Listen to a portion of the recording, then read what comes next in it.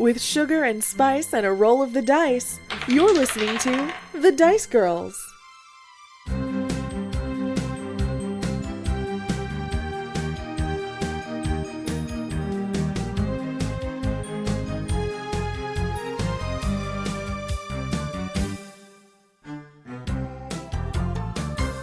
You guys head back upstairs. I don't know for sure. I might have to do a little bit of retcon because I can't remember if at the beginning of the day Raz said he was going somewhere for the day, but if I did, I'm retconning that and he is around. Because I want this to happen. So I think he just had a date with like the pretzel he made or something, some sort of food. Oh yeah. That's what he was doing beforehand. Oh, that's right. He was eating that pretzel and skirting around the issue because That's right. He kept saying he was just he was like, "Hey, pretzel. I just want to go eat my pretzel, guys." He ate it really slowly so he wouldn't have to talk to us. Yeah. That sounds about right. That's what I remember. Yeah. That sounds like Raz. It has been a little while down here because you made your way down into the chamber. You had to kind of like look around. You had to find the cloth. Then you were looking around to see if you could find where the rats were coming in at. And then the whole contract conversation reading, all of that has happened. So it's been a little while, maybe like a little over an hour or so, I guess we could say. That seems reasonable. Yeah. As you find Raz, you exit the basement, the final like ladder of the basement. You go out the cavern, down the secret hallway, all through the fog bank, all that stuff. The walls full of paintings. You find Raz. He is behind the bar counter, and he is like, with one hand, he's like kind of polishing like some mugs on the bar, and then with the other hand, he's like shoveling peanuts into his mouth. Just a snacking. And he kind of like, he sees you guys come up from the basement, and his eyes kind of light up a little. And he says, "Well, did you have any luck finding that embiggening cloth?" Yes, we did. I have it right here, and it has not embiggened anything in my possession. Sincerely. Well, that's wonderful. Thank you very much, girls. Another good morning's work done so far. I think we're getting ready to open up soon here. Got about 45 minutes or so till we should be having our first customers of the day. Oh, excellent. That gives us plenty of time to segue into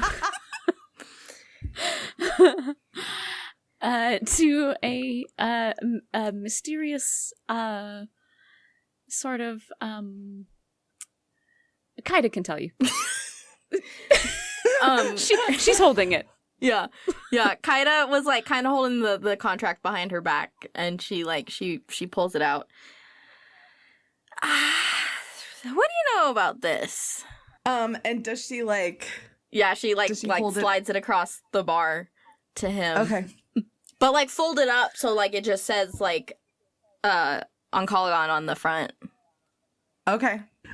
So he, like, as he hears you getting ready to like show him something, he kind of like wipes the peanut salt off of his fingers.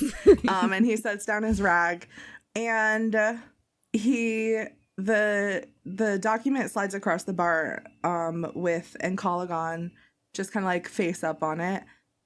When Raz sees it, he like freezes for a moment, and he opens his mouth to speak, but instead he like begins coughing. He has a small like coughing fit, and he's an elderly man, you know, it's a wheezing coughing fit. Kaida, when he does cough, like on one of his more sharp coughs, you feel like a really slight chill ripple across your scales.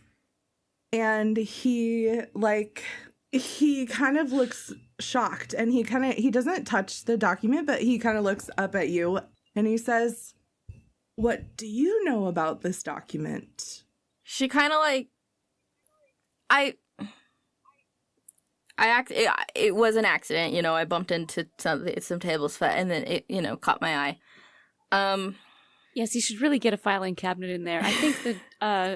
I think that this dragon can afford maybe someone to organize in there for you. Just loose papers. Yeah.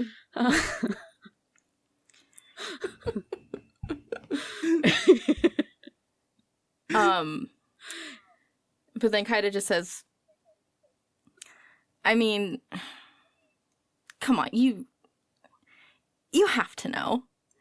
Raz, he kind of like tilts his head and looks at you, and he says, I guess I'm a little unclear what you're asking. Are you looking for a history lesson? Because, man, this document's got a lot of that in it. Yeah. I mean, if you know about the document and you know about the contract and everything, have you not put 2 and 2 together yet? And she just kind of gestures to the scales on her face.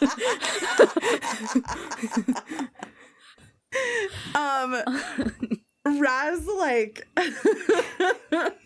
he kind of chuckles a little, and he does a little chuckle, and he says, I would be lying if I said I hadn't wondered, but I don't believe the Ancalagon bloodline is the only one in history that's been imbued with silver dragon magic. Yes, it's unusual, but it wasn't mine to pry about. I appreciate that.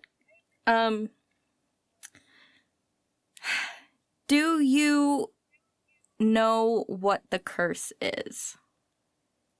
Because this thing's coming due, and I gotta make a decision.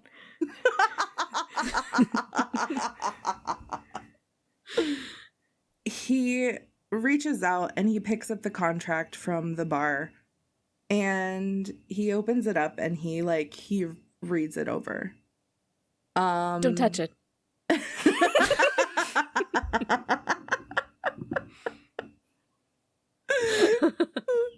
That's great.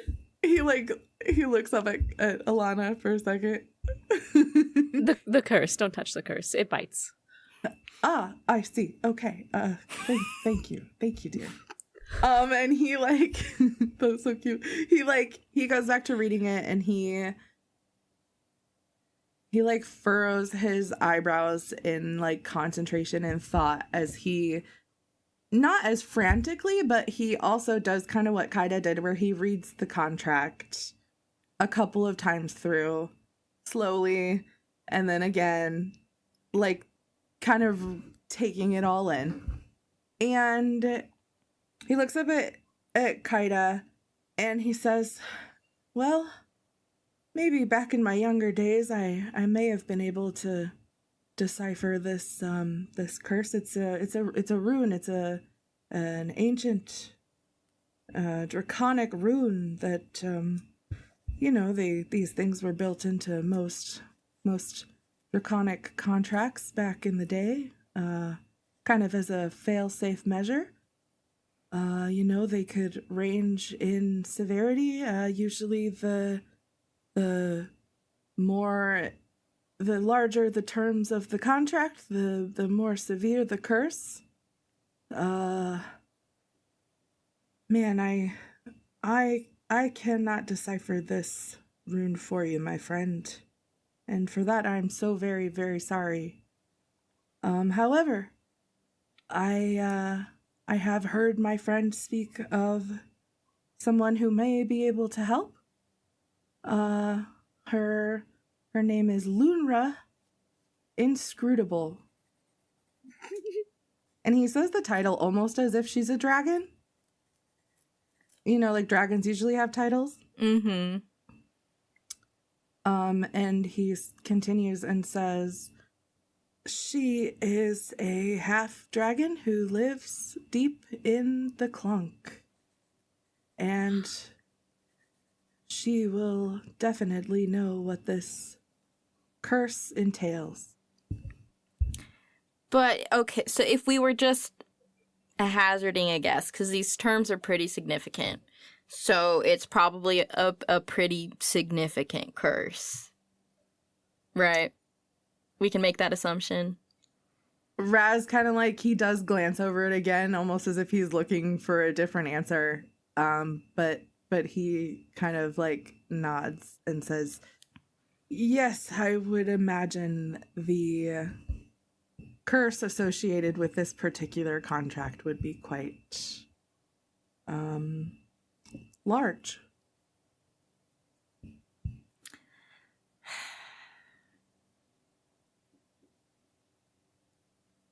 Kaida, I'm curious, what all you know about this contract and its, well, to be frank, lack of fulfillment.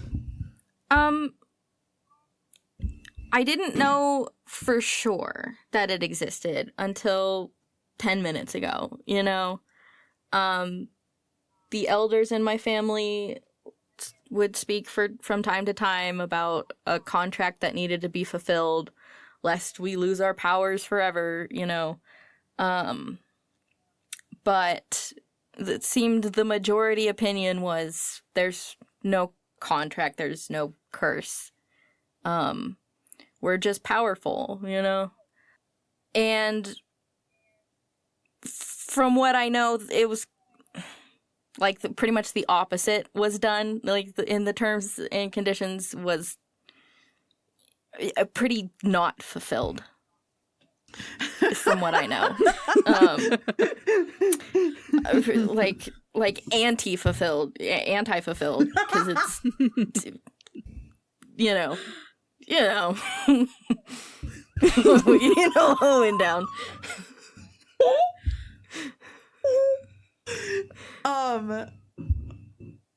Raz, he keeps reading over it again. Like he seems a bit in shock at seeing it. He says, yes, that would seem to be a fair assessment. I believe that you're correct. If I recall correctly, the story goes that technically neither condition of the contract was fulfilled.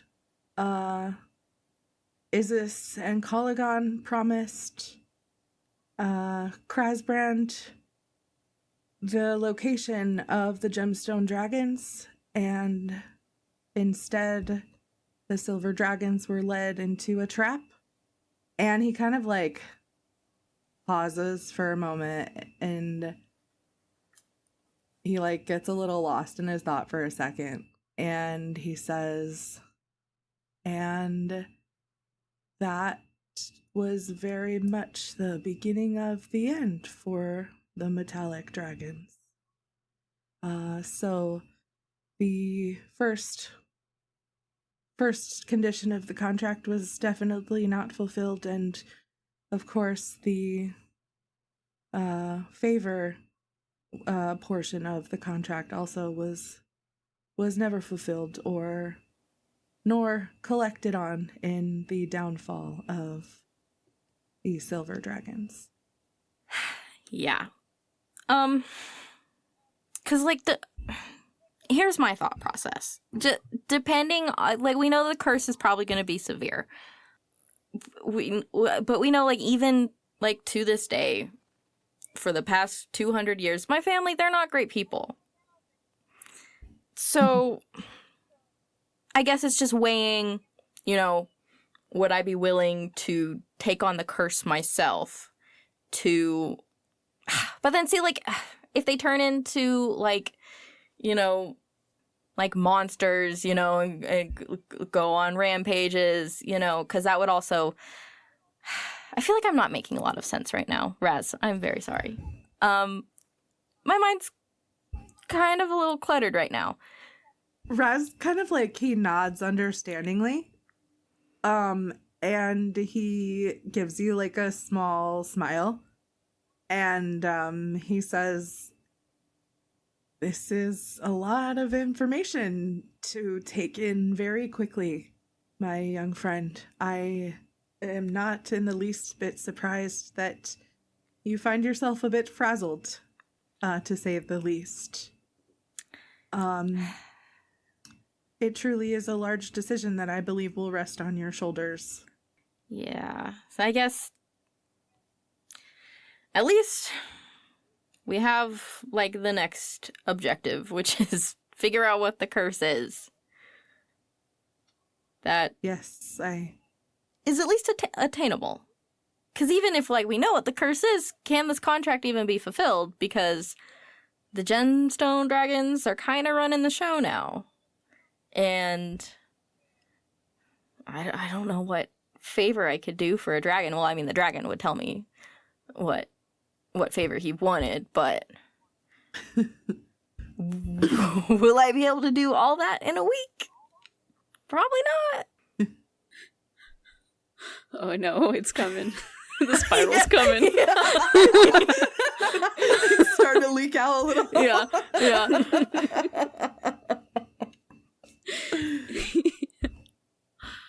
Raz kind of like, he just listens, like, and he's nodding in agreement, and he says, I do agree that it's good that we have a next step.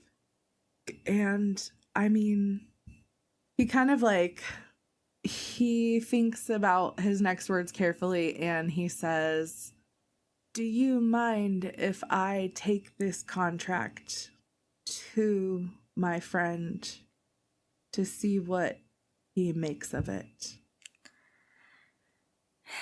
Yeah.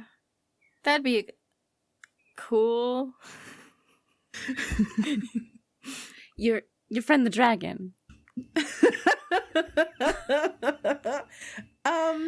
Elana, roll me an insight check, will you? Okay. Oh no, that's a nat 1. Oh no!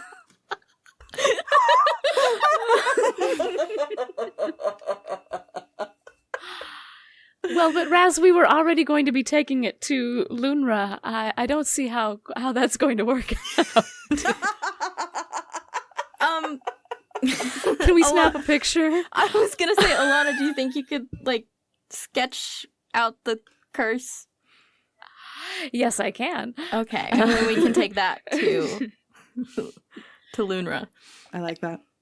And so she scribbles down the rune on a new piece of paper in her notebook and includes the tendrils and some arrows pointing at them with, like, angry frowny faces and some actual good notes.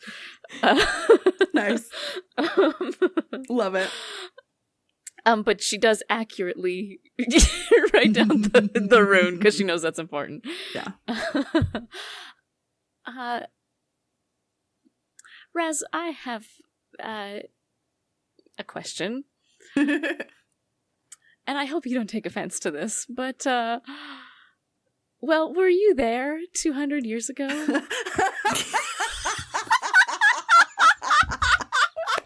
When all of this took place?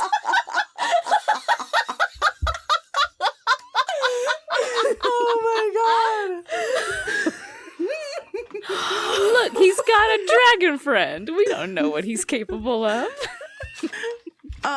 When you ask that question, Raz also kind of like breaks out into laughter. That's good. At the question. and he says, some days it might appear that I am that old, doesn't it? Oh, not really. I was just hoping maybe you had some additional insight. You're very, if you are over 200 years old, you're very spry for such an old man.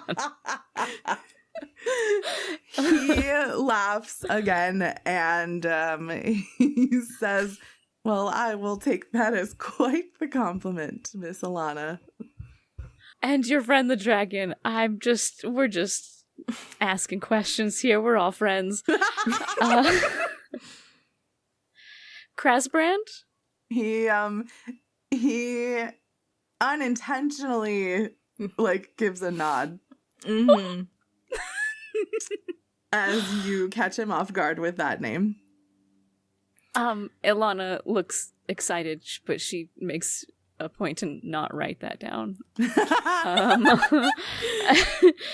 But she does light up, and she's very excited. And yeah,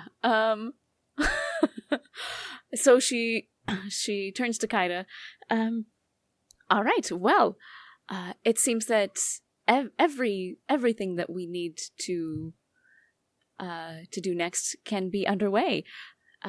Hopefully we'll be able to get some insight from Lunra about what this rune is, and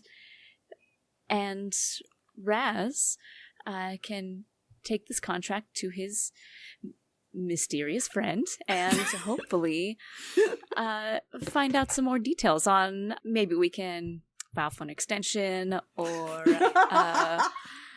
see what kind of favor perhaps this might entail, so you can weigh the pros and cons of taking on this curse or not. Yeah. How are you feeling? Not much at the moment, to be honest. It's kind of held back for the it's like a dam, you know. Yeah. It's gonna happen at some point, but right now I'm just focusing on moving my body. Excellent. Then we can move. Hey, Raz, would we be able to take the day off? I was going to say, we do have work in 45 minutes. We have an errand. We have an errand to run down in the clunk.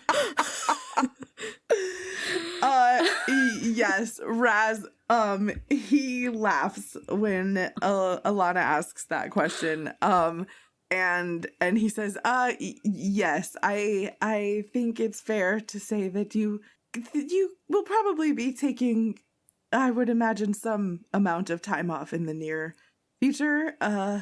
All approved. Oh, excellent! Thank you. Cool, thanks. Is that paid leave?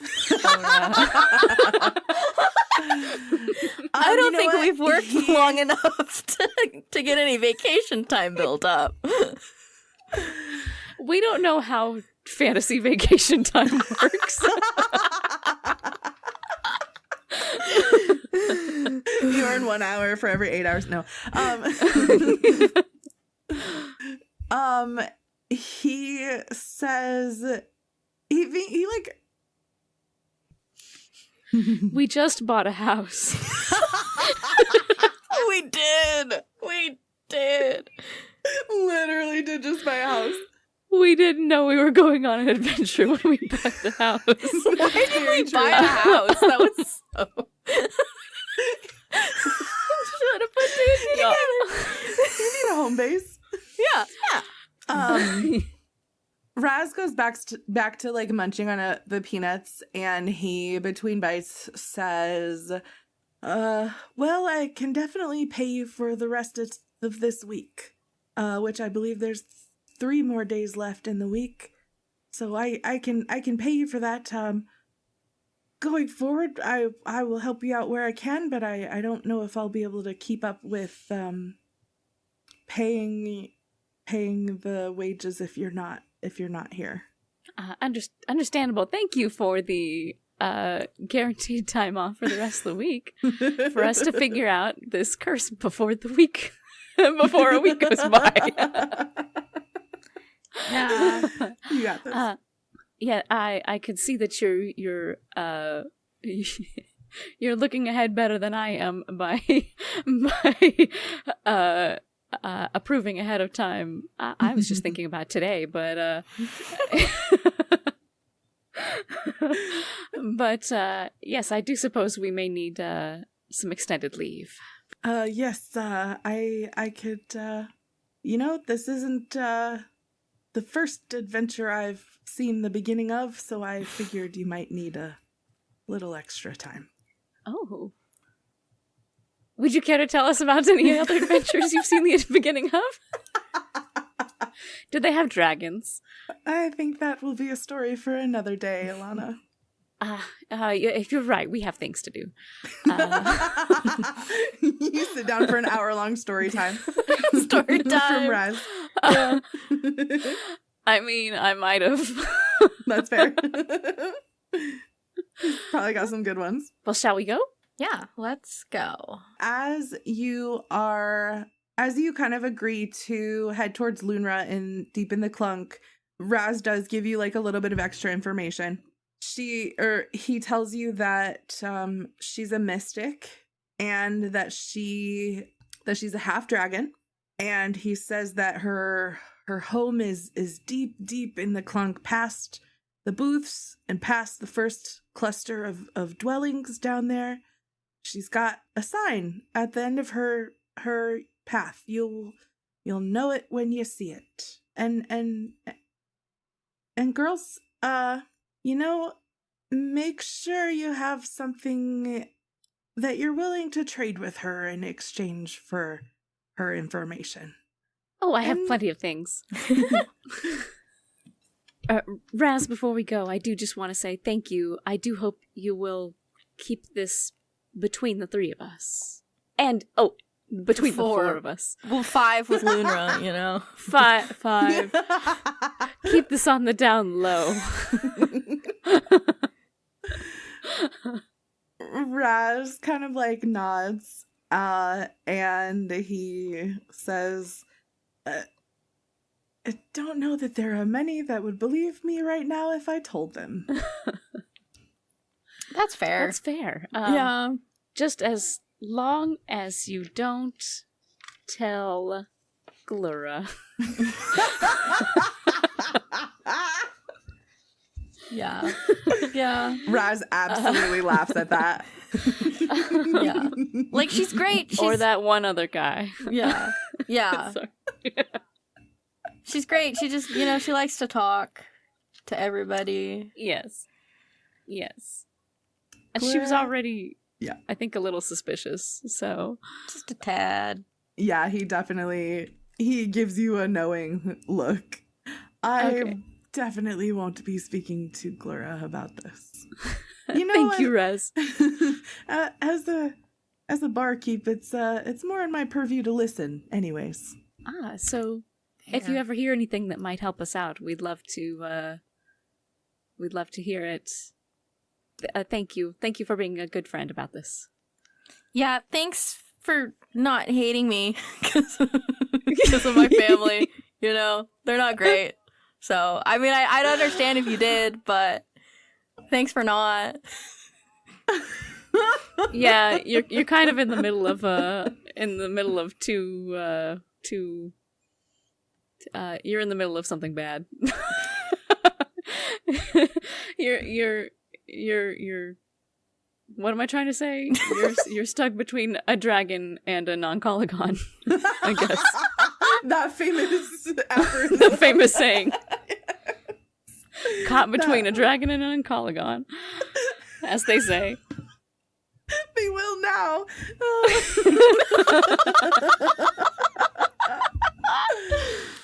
All right. Yeah.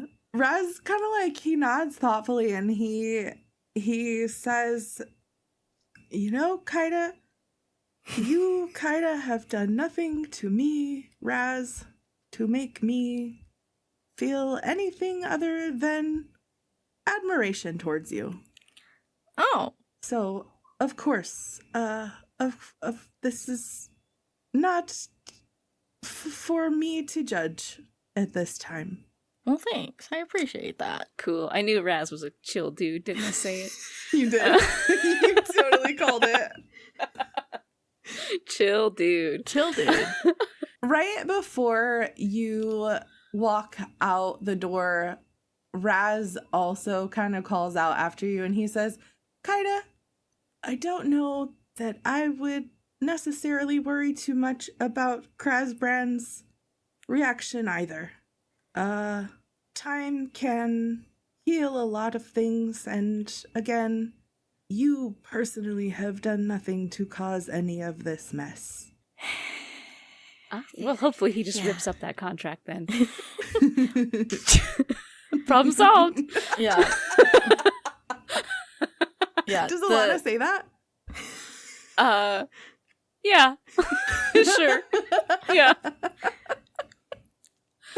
And she winks like really hard at Raz.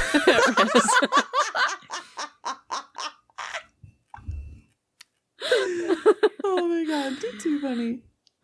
Raz kind of laughs. It's probably not how dragon contracts work, I imagine. Yeah, literally, he was just opening his mouth to say that. Yeah. Oh, my bad. No, Go ahead. You got it. He was just to say, I'm not sure that's quite how that works. Kaida says to Raz, that is comforting, slightly comforting. The spiral has been, it's not as intense. It's still gonna happen. Won't be as bad. I'm glad I could bring you some small comfort. Aww. And he goes back to polishing the bar and eating peanuts. Cool, and then we back away awkwardly, most likely. Sweet. Yes. The two of you make your way to the clunk. I think as we're walking in the direction of said clunk, Kaida's just gonna say to Elana, I feel like you get the gist at this point, but let's not lead with the fact that I'm an Ancalagon, you know? Oh, yes. Yeah. I just want to make that clear. Yes, it was definitely good for you to bring that up because, that conversation with Raz, I feel like we kind of just jumped right into that part, so... Yeah, because I was just gonna lead with that information pretty much. Yeah. Because we know, I feel like we got the gist of Raz working for him for these past couple weeks. So that's why I was so open with that information. But I did walk away from my family because I wanted to. At first, I thought, hey, maybe I can change the name and make people not associate it with such a bad historical things. But then, when I stepped out into the real world and saw, people really don't like us. So I haven't been, you're like the first person I've told that am who I am. So it's still kind of want to keep this under wraps for the time being. Oh, what an honor. I totally understand. Not to worry. I shall not reveal this information to anyone. I'll leave that decision up to you, who you would like to tell. And if anything comes up, I'll just tell them it's my friend from somewhere else. Asking for a friend, a pen pal. You wouldn't know her. You haven't heard of her. You haven't heard of her. She's from another biome. Yes, I'll leave that decision up to you. I do hope that we can trust Lunra, though, since she seems to be a friend of Raz. Yeah, I feel like we're probably gonna have to tell Lunra why we're asking about this, ancient draconic curse. So I am mentally prepared for that, but still not stoked. Hopefully she proves to be trustworthy. And I am just so honored that I was the first person that you came to and revealed your true identity to. I know we haven't known each other long, but we've already learned so much about each other and bought a house and we bought a house without knowing each other's last names, which is really knowing each other's last names. Hilarious. Couldn't read it when we signed the contract. My signature's like a tumbleweed. Yeah. And I'm certainly excited Oh, no, I'm not excited. I'm very worried about you, but also a little excited about what may come, and if we may meet a dragon. Yeah, we're at least gonna meet a half dragon today. Yes, that's true. Yeah, so that's cool. I do wonder what a half dragon looks like. And she pulls out her notebook and makes a little note. Yeah. it. I wonder, like, how similar a half dragon is to, like, a dragonborn, you know? Ah, yes. Because I wonder they must have similar features. Yeah, but not the same, I'm assuming. Perhaps. We'll just have to wait and see. Yeah. We'll say you successfully enter the clunk. I'm assuming this conversation's like going on as you're kind of going in. We're going into the clunk. Yeah, be real secret about my identity, please. Cool, got it. Maybe it was a more hushed conversation. Yeah. Yeah. You're just openly talking about your whole thing. Hey, don't tell anyone that I'm an Ancalagon. Yeah. A what? Can you spell that? No. Oh my god, exactly. You make your way into the clunk. We will probably say, I would imagine that the two of you are quite determined to get on your way. You're not really making stops today on the way, right. at least. Well, to maybe like Lumra. we'll throw Schnick-Tick like a sup dude as we're passing by his stall. He shouts out, "You still holding on to that live, laugh, love rock for me?" I sure am, Schnick-Dick. It's all yours. I've got it right here. She points in her vest. Good, I'll be able to buy it this weekend. Oh, excellent. You're going to love it. And live it and laugh it. Can't wait. Sorry. He calls out. So the two of you so we talked about the clunk before as being kind of almost sewer-like. I would say not necessarily in its smell, just in its location and dampness and darkness. So it's kind of a tunnel system almost, and there's a bigger main kind of tunnel, and this is all running under Breath Song. After you pass, just like Raz said, after you pass the booths, there's like a section kind of right next to the booth area that looks like some housing or some dwellings. Nothing super fancy. It's all down in the gutters, in the sewers, basically. And then there's like some, not exactly wilderness, but there's like some overgrowth that has happened here over the years. There's still a path. It's maybe not like as widely open as the path has been so far, but it's definitely still a path. And the kind of like dwellings get spaced a little further out the deeper into the clunk you go. Luckily, you don't encounter any bandits or muggers this time on your way in. And you do eventually come to, like, there's a sign off to the left side of the path. It's a white sign, and it's been painted white, and it just has carved into it, Lunra, comma, inscrutable. And it's like, not a poured concrete driveway, obviously, but there's like a path that you can see leading up to a door to a house. As you see the sign and stop in front of it, the front door opens, and kind of down the path, it's a couple, maybe 100 feet off the main road that you're on, the main path. You see Lunra step out of her house.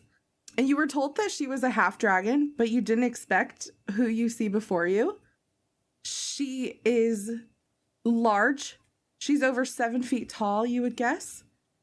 She's very wide as well. She has a humanoid-shaped body. Her head is in the shape of a dragon's, so she has a snout and dragon teeth. She's covered, her whole body, head to tail, not tail, she doesn't have a tail. She's covered in scales that resemble rich purple amethysts.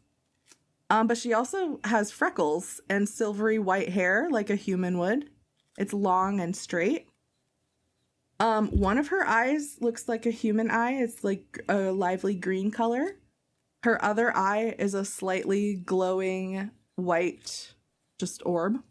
And she has one horn on her left side that looks like kind of an impossibly curled chunk of raw amethyst. And it's kind of like hovering slightly behind her head. As she steps out of the darkness of her house, her one horn uncurls and it kind of like jabs lightly in the air, almost as if it's changing from like a question mark to an exclamation point. And she hones in on the two of you and she sees you. And she turns her nose your way, her snout, her dragon snout, and she kind of sniffs the air. And she grins. And she says, Ancalagon. And her horn points at Kaida. And that's where we're going to end our session today. Oh, wait! Yeah. I should have known.